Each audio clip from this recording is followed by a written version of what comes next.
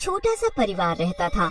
उस परिवार में मनोहर, उसकी पत्नी जानकी और उनका बेटा राजू रहते थे। राजू अपने पिताजी के साथ वही खेतों में काम किया करता था। सब बहुत अच्छे से चल रहा था। एक दिन की बात है, जब खेतों में राजू और उसके पिताजी मनोहर काम कर रहे थे।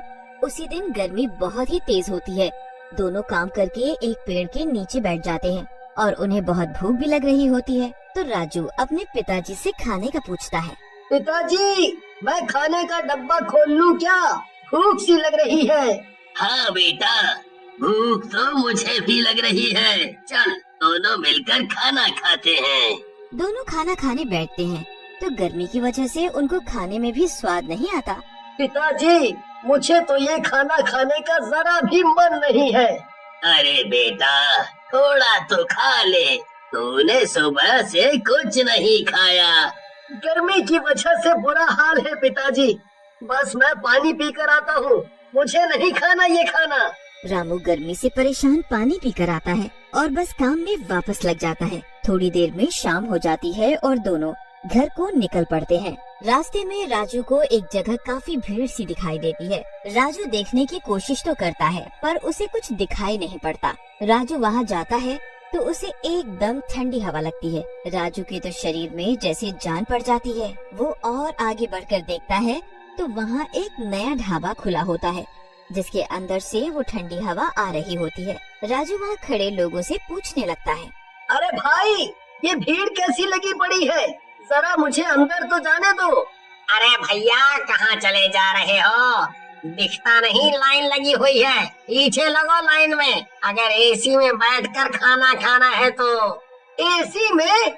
हाँ भाई, ये एसी ढाबा है। अंदर पहले ही काफी लोग बैठे हैं। जब वो खाना खा लेंगे तब जाकर हमारा नंबर आएगा। फिर हम भी ठंडी एसी की हवा में खाना खाएंगे। पर ये तो बहुत महंगा खाना होगा ना? अरे कुछ महंगा नहीं है, बल्कि इतना सस्ता खाना है कि घर से भी सस्ता। मैं तो बोलता हूँ तुम भी रोज आकर खाना खाया करो।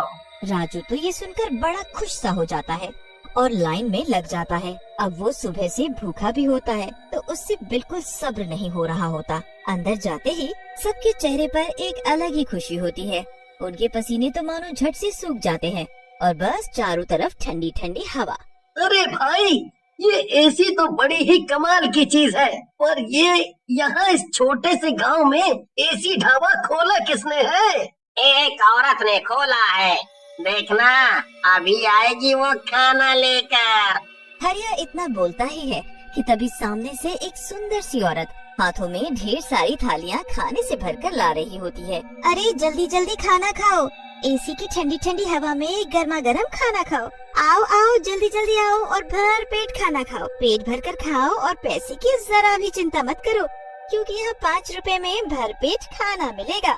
हरी और बाकी लोग पेट भरकर खाना खाते हैं। हरिया के पिताजी उसका घर पर अभी तक इंतजार कर रहे होते हैं कि हरिया कहाँ रह गया। कि तभी हरिया एकदम खुश और हंसता हुआ घर में आता है। अरे तू कहाँ रह गया था? मैं कब से तेरा इंतजार कर रहा हूँ। अरे पिताजी, वो रास्ते में भीड़ लगी थी ना, वो एक औरत ने हमारे गांव में एसी ढाबा खोला है और बस 5 रुपए में वहाँ जितना मर्जी खाना खाओ। अरे मैं खुद खा कर आ रहा हूँ और इतना स्वाद खाना कि मैं आपको क्या बताऊं। मन कर रहा था कि बस खाता जाऊं। बल्कि अब आप कल से हमें खाना बांध कर मत देना। मैं और पिताजी दोनों वहीं ढाबे पर जाकर खाना खाया करेंगे। हाँ, अब तुम्हें घर का खाना क्यों पसंद आएगा? जाओ तुम दोनों वहीं जाकर खाओ, मुझे भी थोड़ा आराम मिलेगा। उस रात हरिया बड़ी खुशी खुशी मजे में सोता है और अगले दिन अपने पिताजी के साथ फिर उस ढाबे में खाना खाने जाता है। गांव के लोगों का जो गर्मी में बुरा हाल हो रहा होता है, एक ढाबा खुलने से उनको बड़ा ही सुकून मिलता है। थोड़े दिन लोग खूब ढाबे के खाने का आनंद लेते हैं। हरी भी रोज ढाबे का खाना ही खाता है। पर एक रात हरिया के पेट में अजीब सा दर्द उठता है। धीरे धीरे दर्द बढ़ता ही जाता है और हरिया जोर जोर से चिल्लाने लगता है। हरिया के माँ बाप चिल्लाने की आवाज सुनकर आते हैं और हरिया को डॉक्टर के पास लेकर जाते हैं। डॉक्टर के पास पहले ही पेट दर्द वालों की लंबी लाइन लगी होती है। लोग दर्द में तड़प रहे होते हैं। और मरीजों की संख्या बढ़ती ही जा रही होती है। किसी को कुछ समझ नहीं आ रहा होता कि ये अजीब सा दर्द किस वजह से है, पर इस दर्द के बारे में बस एक को ही पता है और वो है चंपा, एसी ढाबा चलाने वाली औरत नहीं बल्कि एक खूंखार चुड़ैल। मेरी तरकीब काम कर रही है। सब लोग मेरा खाना खाकर धीरे धीरे बीमार पड़ने लगे हैं और कुछ ही दिनों में पूरे गांव में ये बीमारी फैल जाएगी जिसका इलाज पूरी दुनिया में किसी के पास नहीं है। धीरे धीरे पूरे गांव के लोग उस चुड़ैल के एसी ढाबे का खाना खाकर बीमार हो जाते हैं और किसी भी डॉक्टर के पास इसका इलाज नहीं होता। लोगों को समझ ही नहीं आ रहा होता कि आखिर वो करे तो क्या करे। चुड़ैल ये सब देखकर बड़ी ही खुश होती है और रोज अपना ढाबा खोलकर लोगों को जादुई खाना खिलाती है। एक दिन उस गांव में दूसरे गांव से एक बड़े ही ज्ञानी बाबा आते हैं। उनके साथ इसी गांव के 2 लोग होते हैं जो उनके साथ साथ चल रहे होते हैं। बाबा, यहाँ बहुत गर्मी है और आप चल भी नहीं पा रहे और आपने सुबह से कुछ नहीं खाया है। यहाँ एक ऐसी ढाबा है, वहाँ चलते हैं, वहाँ आप थोड़ा आराम भी कर लेना। बाबा उस आदमी की बात मानकर उस ढाबे में जाने के लिए हाँ भरते हैं और जैसे ही वो वहाँ पहुँचते हैं उनको अजीब सा महसूस होता है। वो कहीं न कहीं समझ जाते हैं कि ढाबे में कुछ तो गड़बड़ है। वो वहाँ बैठते हैं तो चंपा नाम की औरत हमेशा की तरह खाना लेकर आती है। बाबा उस औरत को देखते हैं तो उनको वो औरत अपने असली चुड़ैल के रूप में साफ साफ नजर आती है। अरे बाबा, ये लो स्वादिष्ट मेरे हाथ का खाना। हाँ हाँ, रख दो इधर। चंपा चली जाती है और बाबा उस खाने को ध्यान से देखते हैं। उनको समझ आ जाता है कि खाना जादुई है। वो प्लेट से एक रोटी लेकर अपने थैले में रख लेते हैं और बिना कुछ खाए वहाँ से निकल जाते हैं। उसके बाद वो गांव में प्रवेश करते हैं तो पता चलता है कि गांव के लोग कैसे पेट दर्द से तड़प रहे हैं। ये सब उस चुड़ैल का काम है। तुम लोग अब तक समझ नहीं पाए कि कोई इतने सस्ते में एसी में बैठा कर क्यों इतना सारा खाना खिला रहा है, और उसके बाद से ही सबके पेट में दर्द भी है।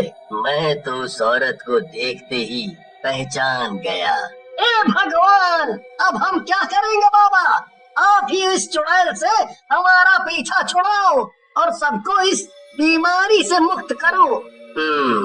आज मैं एक जप करूंगा और उस चुड़ैल को हमेशा हमेशा के लिए खत्म कर दूंगा। तुम सब परेशान ना हो। उस रात बाबा बहुत बड़ी पूजा करना शुरू करते हैं। ओम भीम क्लीं स्वाहा, ओम भीम क्लीं स्वाहा। काफी देर के जप के बाद बाबा उस रोटी को थैले से निकालते हैं और उसके ऊपर मंत्र पढ़ने लगते हैं। मंत्र पढ़ते ही उस रोटी को हवन में डाल देते हैं और ऐसा करते ही उधर चुड़ैल के एसी में आग लग जाती है। आग, ये कैसे हो गया? नहीं, ये नहीं हो सकता। ये एसी तो खराब हो ही नहीं सकता था। आग देखकर गांव वाले ढाबे के आसपास जाकर खड़े हो जाते हैं और चुड़ैल अपने असली रूप में बाहर आकर चिल्ला रही होती है। मैं अपना एसी ऐसे बर्बाद नहीं होने दूंगी। मुझे जो करना है वो मैं पूरा करके रहूंगी। खबरदार, जो कोई मेरे पास भी आया सबको मार डालूंगी मैं। इतने में बाबा वहाँ आ जाते हैं। डरो मत गांव वालों, इस चुड़ैल का जादू बस ढाबे के अंदर चल सकता है, बाहर हमारा कुछ नहीं कर सकती, और इसका ढाबा तो जलकर अभी ढेर हो जाएगा। अरे मारो इस चुड़ैल को पत्थर। गांव वाले पत्थर उठा लेते हैं और उस चुड़ैल को मारना शुरू कर देते हैं। मत मारो, मैं वरना किसी को नहीं छोड़ूंगी। गांव वाले बिल्कुल भी नहीं रुकते और लगातार उस चुड़ैल को पत्थर से मारते रहते हैं।